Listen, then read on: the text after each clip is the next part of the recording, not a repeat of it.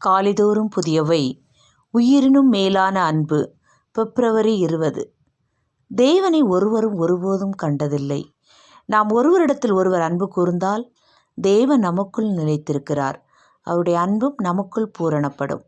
1 யோவான் 4:12. கோடை விடுமுறைக்காக டேனியின் குடும்பத்தினர் தங்களுடைய வாகனத்தில் மிகவும் சந்தோஷமாக பயணப்பட்டு கொண்டிருந்தார்கள்.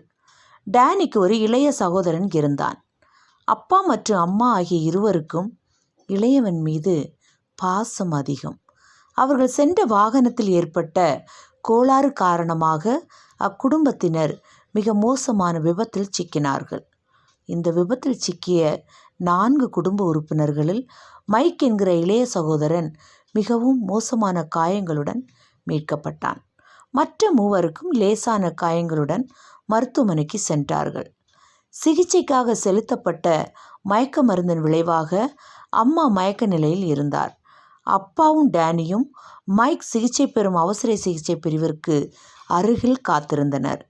விபத்தினால் இளைய மகனுக்கு நிறைய இரத்தம் வெளியேறியிருந்தது. எனவே அவனுக்கு அதிக அளவு இரத்தம் தேவைப்பட்டது. அப்பா தன்னுடைய இளைய மகனுக்காக தேவைப்பட்ட இரத்தத்தை கொடுக்க தயாராக இருந்தார்.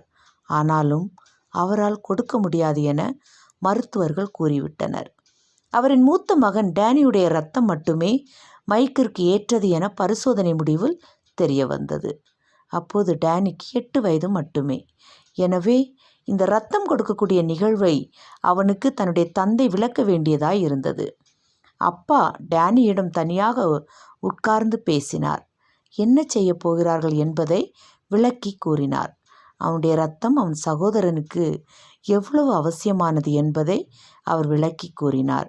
அந்த உரையாடலின் முடிவில் டேனி நிச்சயமாக தன்னுடைய இரத்தத்தை தன்னுடைய சகோதரனுக்கு கொடுக்கிறேன், அப்படி கொடுப்பதனால் அவன் சுகமாவான் என்று கூறினான். இரத்தம் கொடுக்கக்கூடிய நிகழ்வு துவங்கியது. டேனியுடைய கையில் இருந்து இரத்தம் எடுக்க துவங்கிய போது டேனி தன்னுடைய தந்தையை பார்த்து, அப்பா, நான் எப்போது மரிப்பேன் என்று கண்ணீரோடு கேட்டான். தான் மரித்தால்தான் தன்னுடைய சகோதரன் பிழைப்பான் என்று டேனி தவறாக புரிந்து கொண்டான் என அப்போதுதான் தந்தைக்கு புரிந்தது. தன்னுடைய ஜீவனையும் கொடுத்து தன் சகோதரனை காப்பாற்ற துணிந்த டேனியை தந்தை கண்ணீர் மல்க கட்டி அணைத்தார். அன்பு அவன் உயிரை காட்டிலும் உயர்ந்ததாக இருந்ததை நினைத்து அவனுடைய தந்தை மிகவும் அவனை நேசிக்க துவங்கினார். பரமபிதா உங்களை நேசிக்கிறார். ஜெபம். அன்பின் தேவனே, உயிரினும் மேலான அன்பை வெளிப்படுத்த எங்களுக்கு கிருபை செய்தருளும். ஆமென்.